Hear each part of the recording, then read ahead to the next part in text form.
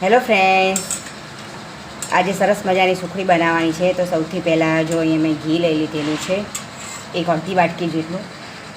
ચાલુ કર્યું. ઘી ગરમ થાય એટલે આપણે એમાં એક વાટકી જેટલો લોટ એડ કરીશું, જે ઘઉંનો છે. રોટલી બનાવીએ જ લોટને આપણે આવી રીતે ધીમે ધીમે શેકવાનો છે અને ગેસ એકદમ ધીમો રાખવાનો. આ રીતે એકદમ ધીમા તાપે શેકવાનો છે. જ્યાં સુધી ગોલ્ડન બ્રાઉન ના થાય ત્યાં સુધી શેકવાનો છે. શેકવામાં થોડી ધ્યાન રાખવાનું કે નીચે ચોંટી ના જાય. જાડા તળિયાવાળી કઢાઈ લેવાની. જો હજી લોટ શેકાય છે, એને લોટ શેકવામાં એકદમ ખબર રાખવી પડે છે, કારણ કે ચોંટે નહીં અને એકદમ ધીમા તાપે શેકવાનો છે.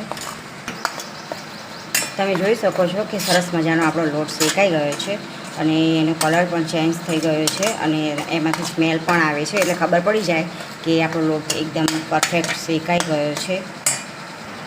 હવે આપણે એમાં ગોળ એડ કરી દઈશું, જે એક વાટકી જેટલો છે, અને આવી રીતે સતત હલાવવાનું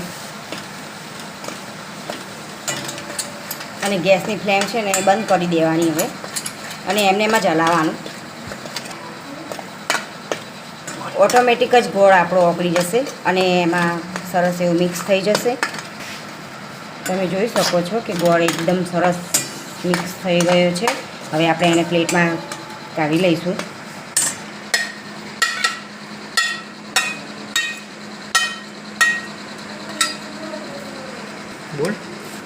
આ રીતે સરસ અંદર થાળીમાં પાથરી દેવાનું અને આનાથી સરસ આવી રીતે કરી લેવાનું. જો તો તૈયાર છે આપણી એકદમ માવા જેવી સુખડી, અને એકદમ ક્રિસ્પી લાગશે અને એકદમ સરસ જ લાગશે, કંઈક અલગ જ લાગશે. આવી રીતે તમે પણ બનાવજો ફ્રેન્ડ્સ.